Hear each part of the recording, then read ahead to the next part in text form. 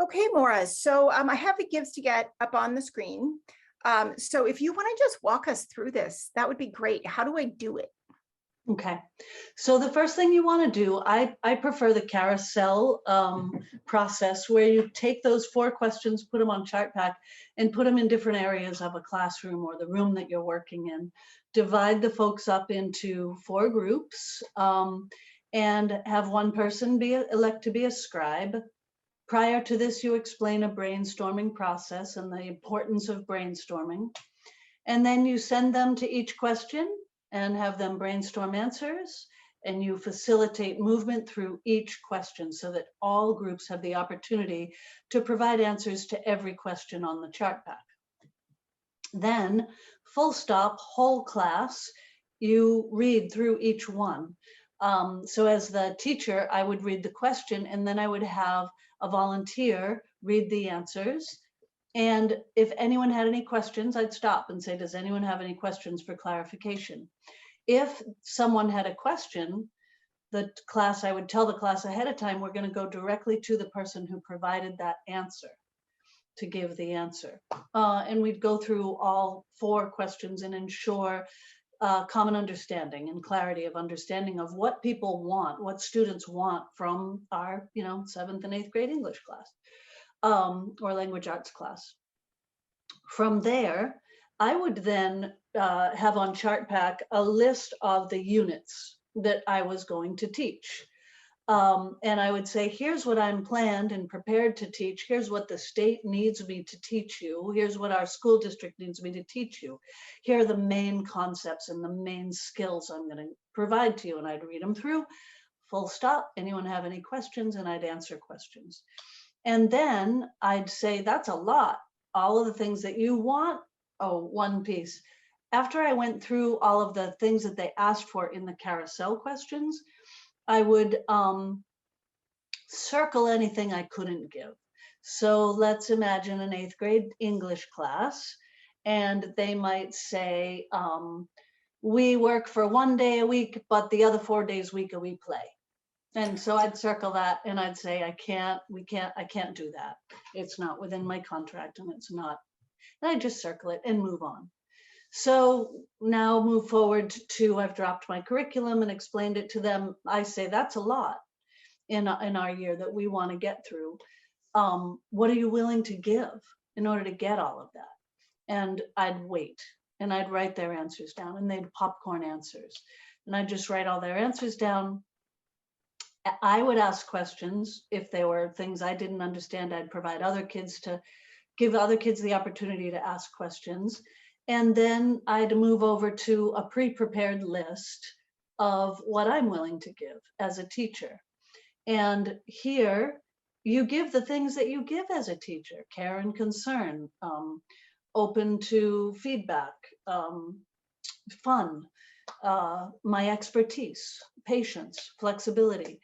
And I would add things that kids want to work for, just a few little extrinsic motivators. And it's a whole other conversation around use of extrinsic versus intrinsic. Bottom line, you can use extrinsic motivators to scaffold the development of an intrinsic motivation. So you're scaffolding student success until they want to be successful intrinsically. So an example of one of the extrinsic motivators I would give is 15 minutes on Friday at the end of our class to play a game. In the end, that fed my purposes as a teacher, because we'd play community builder games, and that would enhance our classroom climate and elevate safety and learning. And of course, even adults, but 7th and 8th graders, you get the little eye roll or the arms across the chest, like, really, we're going to play games? We're too old for this. And I just treat it as I would teach, we need to understand, literature and the concepts that underlie all literature pieces. This is serious. I'd do the same thing with playing games. I'd say, well, this is how we're going to organize our classroom because it enables safety. And you'll have fun. It's an important piece of learning. Mm-hmm. And then we agree. I check and see if everyone really can try to do all those things, understands the things that I've given. And the last thing I do is I have one more prepared sheet that's non-negotiables. And you can't deliver 25 non-negotiables after you've gone through your process with these learners, because that's pulling the rug right out from underneath them. So I recommend that your non-negotiables are 3 or less, and that you think through them really carefully as an educator. One of mine with adults and children is always no put downs, including just kidding and including yourself. And I go through the reasons why. And then I tell people what a process would be, because put downs happen. And, I say, we're just going to give 2 quick and quality put ups.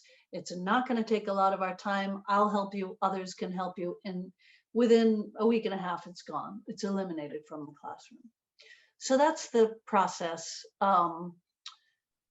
without a lot of bird walks around each of the pieces that I'd love to tell you about. That relate to learning theory, but that's the process. Okay.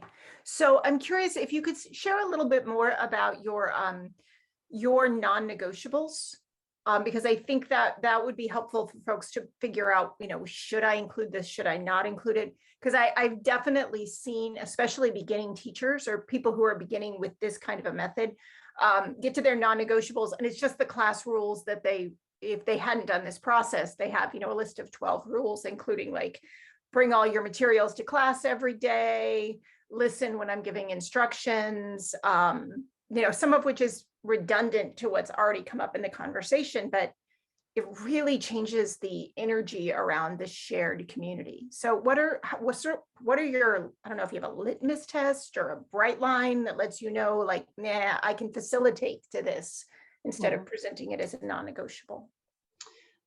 Yes. So when you ask children and adults what they're willing to give, they give you those answers. I have never, in hundreds, maybe thousands of facilitations of this tool, not gotten what I wanted as a teacher. I will listen to you. We will have one person talk at a time. I will bring my best self, those kinds of things. So those tools, those rules, the kids have already said they do. So when I give non-negotiables, I keep them pretty big. And my 3 are no put downs, including yourself and even just kidding.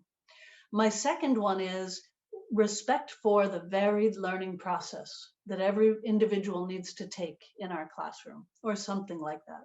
And we talk about none of us learns the same way. And sometimes you're going to have to wait your turn while someone else processes information, just like they're going to have to wait their turn while you do. So that piece, we respect, varied learning types.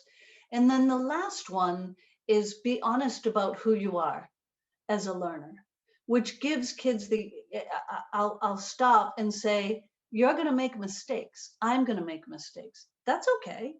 Let's be honest about it. And even if you chose to go out skateboarding with your friends for 3 nights in a row, and that's why you're not ready for the test, or that's why you don't have your project due, that's a mistake. Tell me. Teaching is about a relationship, and relationships are seriously undermined if we're not honest.